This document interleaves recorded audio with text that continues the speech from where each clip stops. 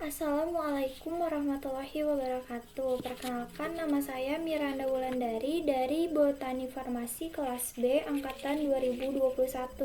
Di sini saya akan membahas materi tentang uji amilum sebagai hasil dari fotosintesis, uji oksigen sebagai hasil dari fotosintesis, dan juga pertumbuhan dan perkembangan perkecambahan kacang hijau media kapas basah.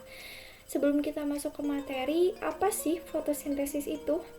Fotosintesis merupakan proses pembuatan makanan pada tumbuhan, di mana kebutuhan air diperoleh dari penyerapan akar dan karbon dioksida diambil dari reaksi fiksasi di udara, sedangkan energi sinar matahari diikat oleh klorofil.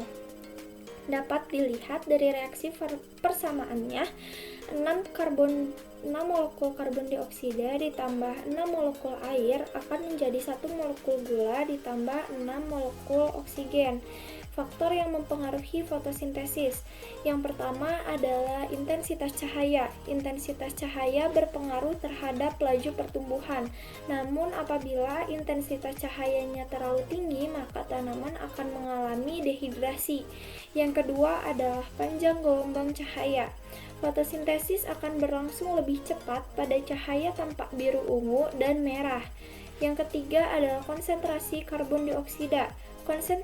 Konsentrasi karbon dioksida yang cukup akan membuat fotosintesis berjalan dengan baik. Namun apabila konsentrasi karbon dioksida terlalu tinggi, maka tanaman akan mengalami kesulitan berespirasi. Kemudian adalah suhu. Fotosintesis akan berjalan dengan baik apabila suhunya optimum, yaitu 25 derajat Celcius sampai dengan 39 derajat Celcius. Yang kelima adalah ion anorganik. Ion anorganik ini berfungsi untuk membentuk klorofil.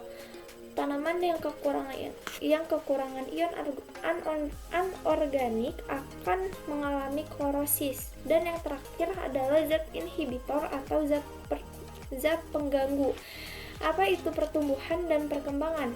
Pertumbuhan merupakan proses yang mengakibatkan tanaman mengalami perubahan biologis yang bersifat irreversibel atau tidak dapat kembali ke bentuk semulanya.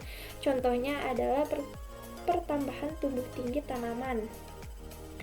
Kemudian perkembangan merupakan proses menuju tercapainya kedewasaan. Contohnya adalah matangnya organ-organ reproduksi. Kemudian faktor apa saja yang mempengaruhi pertumbuhan dan perkembangan? Faktor yang mempengaruhi pertumbuhan dan perkembangan ini ada dua, yaitu faktor internal dan eksternal. Untuk faktor eksternal sendiri terdiri dari nutrisi, air, derajat keasaman, kadar garam, oksigen, cahaya, suhu, kelembapan, gravitasi, sentuhan, dan juga gangguan-gangguan dari organisme parasit dan herbivora. Untuk faktor internalnya sendiri ada gen dan hormon. Gen ini mempengaruhi bentuk dan ukuran tanaman, sedangkan hormon pada umumnya memacu pertumbuhan, pembelahan, dan pemanjangan sel. Namun ada juga hormon yang bekerja menghambat pertumbuhan. Macam-macam hormon pertumbuhan. Yang pertama ada auksin, yaitu untuk merangsang pertumbuhan dan pemanjangan sel. Lalu ada giberelin, mengakhiri dormansi pada biji dan meningkatkan pertumbuhan pada tanaman. Yang ketiga ada gas etilen, mempercepat proses pematangan buah. Lalu ada sitokinin, menghambat penuaan pada organ tumbuhan, dan ada asam absisat, menghambat pertumbuhan. Lalu ada kalin, pembentukan organ tertentu seperti akar, batang, daun, dan bunga. Dan yang terakhir ada asam traumalin sebagai penutup luka. Kemudian ada percobaan saks. Percobaan saks ini dimulai dari menutup sebagian permukaan salah satu daun dari suatu tanaman dengan aluminium, lalu diamkan selama 5 jam. Setelah itu dipetik dan rebus ke dalam air mendidih untuk mematikan sel tumbuhan, lalu rebus ke dalam alkohol untuk melarutkan klorofil, kemudian ditetesi lugol dan amati perubahan warnanya. Daun yang tidak tertutup aluminium foil berubah menjadi warna biru tua karena terdapat amilum pada daun tersebut, sedangkan daun yang tertutup dengan aluminium foil warnanya menjadi pucat karena tidak terkena cahaya matahari atau tidak mengalami fotosintesis, sehingga tidak menghasilkan amilum. Percobaan Ingenhousz. Percobaan ini dimulai dengan membuat perangkat percobaan seperti pada gambar, lalu letakkan di tempat yang terkena cahaya matahari. Amati gelembung yang dihasilkannya. Masukkan bara api dengan cepat untuk memastikan gelembung tersebut merupakan oksigen atau bukan.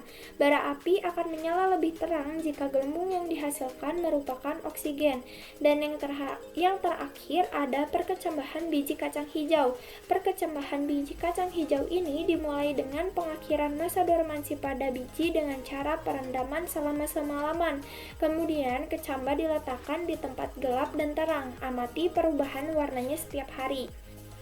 Tanaman yang diletakkan di tempat gelap memiliki laju tumbuh yang lebih cepat, daunnya berwarna kuning, dan diameter batangnya lebih kecil. Hal ini dikarenakan tidak adanya cahaya matahari, sedangkan tanaman yang diletakkan di tempat terang memiliki daun berwarna hijau, batang yang lebih kokoh, dan laju pertumbuhan yang lebih lambat. Lambatnya laju pertumbuhan ini dikarenakan rusaknya hormon auksin oleh cahaya matahari. Sekian materi yang bisa saya paparkan. Mohon maaf apabila ada salah kata. Wassalamualaikum warahmatullahi wabarakatuh.